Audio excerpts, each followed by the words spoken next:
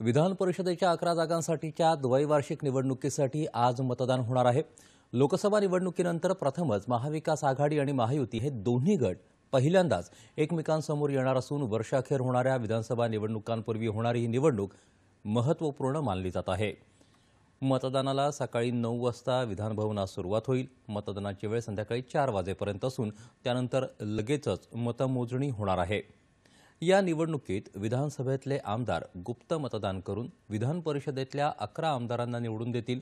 या 11 जागांसाठी 12 उमेदवार रिंगणात आहेत आणि विधानसभेचे सदस्य त्यासाठी मतदान करणार आहेत। महाविकास आघाडी आणि महायुती दोन्ही बाजूंनी या निवडणुकीसाठी जोरदार मोर्चेबांधणी केली आहे।